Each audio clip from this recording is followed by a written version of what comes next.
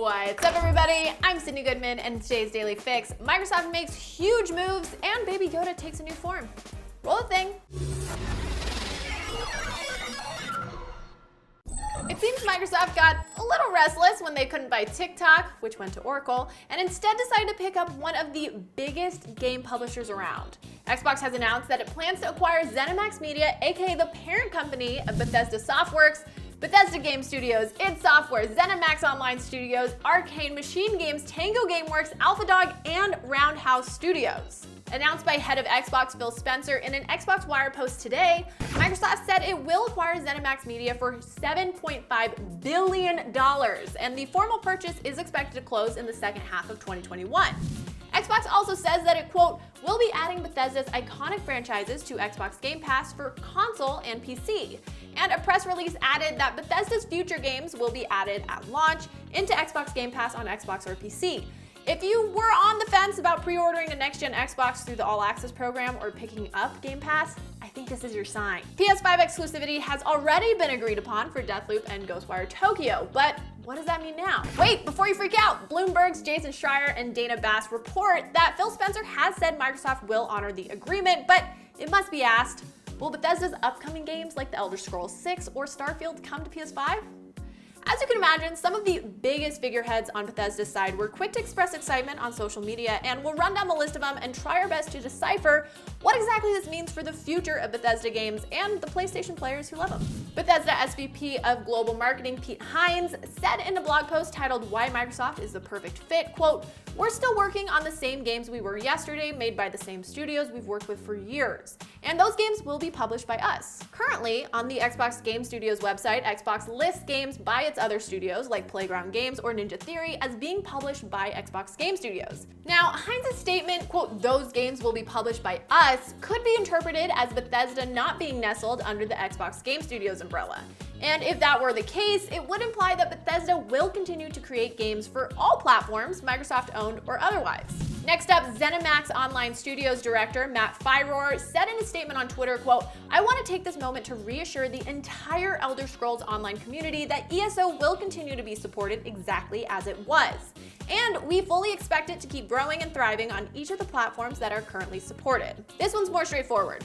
Firor didn't specifically mention PS4, but with his statement that support for platforms ESO is already on would continue, and considering ESO is on PS4, it feels safe to say that you'll still be able to play ESO on PS4. Transitive property for the win. What he didn't address is what it means going forward, but considering 99% of PS4 titles will be playable on PS5, ESO will likely be one of those. In terms of getting an upgraded PS5 version of ESO, that remains to be seen. Finally, Bethesda Game Studios executive producer Todd Howard wrote his own blog post saying that Xbox Series S and X, quote, are optimized for the vast worlds we love to create with generational leaps not just in graphics, but CPU and data streaming. It's led to our largest engine overhaul since Oblivion, with all new technologies powering our first new IP in 25 years, Starfield, as well as The Elder Scrolls 6.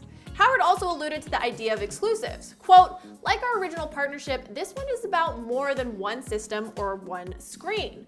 We share a deep belief in the fundamental power of games, in their ability to connect, empower, and bring joy, and a belief we should bring that to everyone, regardless of who you are, where you live, or what you play on, regardless of the screen size, the controller, or your ability to even use one. I mean, he didn't say that Bethesda's games would remain multi-platform, but he basically did, right? And if Bethesda doesn't end up sitting under the Xbox Game Pass umbrella, it feels more likely that exclusivity, or the lack thereof, will go that route. On the other hand, he could be referring to Xbox's existing openness shown in their multi-generational release structure for games and Project xCloud. Alrighty, so Hines and Howard's statements are relatively ambiguous in terms of exclusivity, but if anything, it feels like they're alluding to Bethesda games remaining multi-platform. Why would Microsoft go through all the trouble of acquiring a studio if they're not going to turn their games exclusive to compete with PlayStation's incredible library of exclusive games? Let me explain. If Xbox takes a cut of every copy of a Bethesda game sold, which it does with Minecraft copies sold on PS4, it might make more financial sense to release Bethesda games across all possible platforms. And for context, Skyrim has sold more than 30 million copies. That's a lot of money. Beyond the sales cut though, there's already confirmation that future Bethesda games will arrive at launch on Xbox Game Pass, which I still cannot believe I'm saying considering EA Play also just got added. And to say that you can get all Bethesda games in the Game Pass subscription instead of paying a possible $70 for one Bethesda game on PS5, it's a big deal. Not to mention, it feels like a good way for Microsoft to position itself as the good guy, while PlayStation hoards exclusives to itself.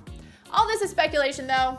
Only time will tell what happens with new Bethesda games. But for now, tell me, did this make you more likely to pre-order an Xbox tomorrow?